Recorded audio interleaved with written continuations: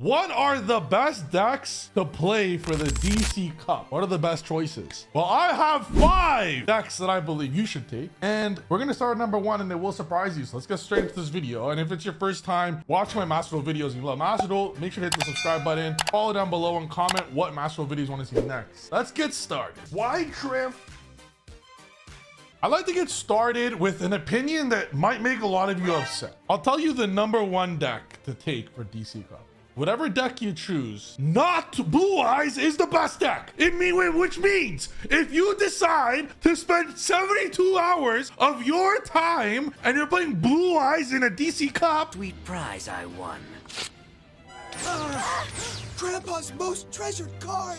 Yes. you probably can't even count to 10. You are a grade A noob and you can't even count the amount of negates that Pendulum puts up. Blue Eyes is the worst deck in the history of Master Duel. And if you think it's good, you're an idiot. The best deck to take is not Blue Eyes. You could take anything else. Take Windups with the Fiendsmith engine and it's better than Blue Eyes. Do not take Blue Eyes to 72 hours of playing a deck with 10 bricks in it. I would sooner take a fork and stab my eyeballs out than play Blue Eyes with 10 bricks for 72 hours. Have you guys ever taken a deck like that to like a YCS with like 10 rounds? You know, YCS is where I won this. That's a YCS trophy for those that don't know. And maybe you do know, because I kind of say it in every single video a few thousand times. But Blue Eyes is the ugliest deck, and not just the TCG, but also Master Duel. If you can't even take it to like a 10-round regional because you're gonna brick so many times in 10 rounds, imagine how many times you're gonna brick in 72 straight hours of dueling. Blue Eyes is the absolute worst pick in the universe for DC Cup. If you're playing 72 straight hours, you don't want a deck that bricks a billion times. So my number 1 deck is a deck that you should just not take. Rather than telling you the best deck to take, that's the number 1, like, I can't stress enough. If you take Blue Eyes to the DC Cup, you got some screws loose. I'm sorry. Or what it could be is that you like playing on hard mode. You know, some people go to Pokemon Blue or Pokemon Red and be like, yeah, you know what? I'm gonna go ahead and catch Ho-Ho. Fuck, Pokemon Silver? You play Pokemon Silver, and I'm gonna catch Lugia, I'm gonna catch Ho-Ho, I'm gonna catch Entei, and I'm gonna play the game with all legendary Pokemon. I'm gonna play on easy mode. That's what for easy mode, you know? Like you could go ahead take a, you know, Snake Eye Fiendsmith, which is the best deck to take for everyone, including yourself. The best deck to take is Snake Eye Fiendsmith. That's like going to Pokemon Silver and playing with all 5 legendary Pokemon, and you start with Charizard, or who starts Typhlosion. And you know what? For those real Pokemon fans out there, the only Pokemon you need is a level 100 Typhlosion. When I played Pokemon as a kid, I would just take the fire Pokemon in whichever game, Charmander or Charizard, and I would solo the Elite Four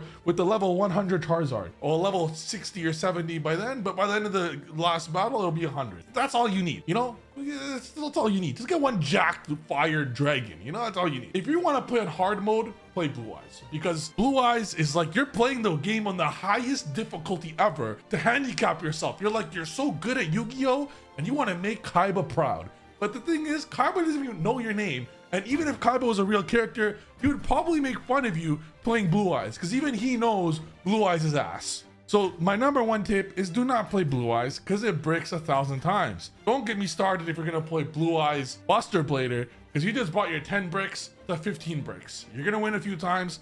Heck, even I lost to Buster Blader Blue Eyes earlier today. But if you're gonna brick 15 times, it's just not worth it. You're gonna ruin your whole love of the game of Yu-Gi-Oh! By bricking it 15 times in 72 hours, you're gonna brick 15,000 times. My second tip is the best deck I think you should take. It's Snake Eye Fiendsmith. The hits don't do too much. Snake Eye Fiendsmith is just overall the best deck going first, best deck going second, most resiliency through interruptions, and through interruption puts up the most semi-board. Takes Snake Eye Fiendsmith. Now, if you got big cojones like me, you take Pendulum. Now this is the best Pendulum deck that I will be taking the DC Cup, and I'm gonna show you exactly why in this quick replay. Now I want you to see why Pendulum. I have a specific reason. Even if you don't know too much about Pendulum, learn it fucking quickly. Here's the thing about Pendulum. I'm gonna fast forward this, and keep in mind you're playing for 72 hours. This is one of the best decks that no one knows about going first or second. So when you're going second, your opponent will not know how to interact, and you can just destroy them easily. I want to show you one example here of me going first, of why I believe this is one of the best decks. decks, it's not just that it plays through every interruption like it's nothing, but since your opponent doesn't know anything, they're gonna be almost semi-bored. Like, look, you're just Fiendsmith comboing any one Sky Striker card equals full Fiendsmith combo,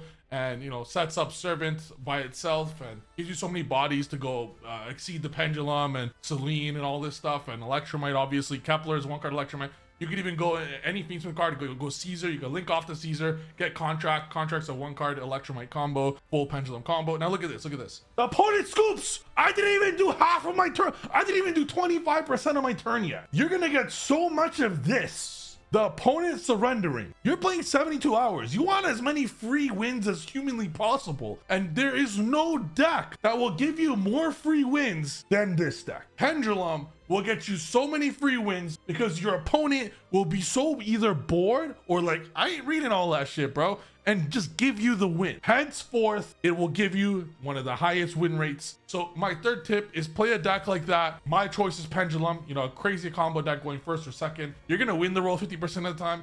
I would advise play 0 hand traps. I'm not even kidding. I showed the deck list in another video. The thing with Master Duel is this, it's a best of 1. So if it's a best of 1, if you have a 50% chance to win going first, you have 50% chance going first, you have 50% chance of going second. If you're going first and you have all gas 40 cards, you have a 90% chance to beat them 50% of the time. But if you're going second, you don't need to have too many interruptions because your deck by itself breaks boards. So those 50% of the time going second, you're gonna win 50% of the time anyways. So 90% of 50% is like 80%, and then 50% of 50% is like 40%. So you're winning like 80% of the time. 80% of the time is a pretty high win rate. So if you're winning 80% of the time going first or second, and you're getting 10% of your wins for free, you're getting 90% free wins. So according to my calculations, that's a 9 win to 1 loss ratio. So since you're getting 9 wins to 1 loss ratio, you're most likely gonna participate in world championships. So if you want to finish first, you just have to play Pendulum. That's just facts. So on to the fourth tip now. Now, you might get hit with Droll in a deck like Pendulum. Well, I got hit with Droll earlier on stream today. I got hit with Droll, and then I had Fiendsmith combo, right? And then he had Bestial Druid and Bestial Baldrake, which is 4 interruptions because you get 2 banishes, and then Baldrake could tribute the Druid. I ended on SP Mighty Master Caesar. Suck it, because Mighty Master could blow up that shit. Actually, I ended on, I didn't end on SP, but I could have if I wanted to. Through 3 hand traps, ended on 4 interrupts. Anyways, so the next deck that I think you should take is Mermail, because Mermail is similar to the Pendulum combo I just said. If you're going first and you just summon a Mermail card, the opponent most of the time will just be like, all right, I have no hand traps. All right, off to the next game. You just won your game in 30 seconds. So that's why I believe Mermail will also be one of the very top decks for this event, because you will win so many matches without doing shit. You're trying to get as many wins in as humanly possible in 72 hours. Like you need to go fast. So play a deck that will get you these free wins. Even Tenpai, but Tenpai is ugly, don't play it. And the 5th deck that I would recommend is your favorite deck. Unless it's Blue Eyes, then I would not recommend that. It's DC Cup. There's only gonna be one winner, and it's not gonna be you, it's gonna be me. So if you live in North America, you might as well just not even attend because you're not getting first. So you might as well just play your favorite deck. What deck do you love playing? Do you like playing Inzectors? You go play your Edison Inzector deck. If you like Pendulum, you have big balls, play Pendulum. Play whatever you really enjoy playing, because chances are, if you're playing in North America, you will not be defeating me. So you're just wasting your time. But if you do live in another place that's not, you know, North America, like let's say you live in like, I don't know, Italy, go play one of the decks I mentioned. Mermail, Pendulum. I'm serious about Pendulum. A lot of people will not know what the fuck the cards do. The amount of times Mighty Master resolves when they have cards like Imperm to stop the Jackal from having counters. Playing a deck that no one knows is actually a tremendous advantage. So I would recommend doing stuff like that, or just play a Fiendsmith control deck, because any Fiendsmith control deck if you're a very good player, you're gonna always have an advantage because you're gonna have 20 hand traps. You're always gonna have a chance going second and going first. You will have a decent board where if you use your interruptions correctly, you'll always be okay. That's what I recommend. But yeah, if you're in North America, just stay home. And by stay home, I don't even turn on the computer. Watch a movie. Watch Shogun. That's a sick movie. That's a sick show, not a movie, because it has 10 episodes. So it'll classify as a TV show, technically. But I would recommend watch Shogun, because if you match up with me, my name is Ziz on here. If you match up with Ziz, just call the GG. Save yourself some time. Alt F4. My goal in Master Duel is not to defeat you. My goal in Master was making to delete, uninstall the game forever. That's how many negates I'm gonna put up. By the time I'm done putting my 10th negate, you're gonna be counting. Some of you can't even count to 10, and I put up more than that negate wise. Just stick to Shogun. Marika-sama. Go watch that. It's an incredible show. I just finished the first 10 episodes. I hope they have a season 2. I think they will. And for those that want to know what happened, I'll gladly ruin it for you, but watch it first. All right, thank you guys for watching the video, and pen best deck. If you pair up with me at the DC Cup, you're gonna lose. You're gonna lose. You're gonna lose. Please let me win. All right, thank you guys. See you guys next video. Subscribe. Bye.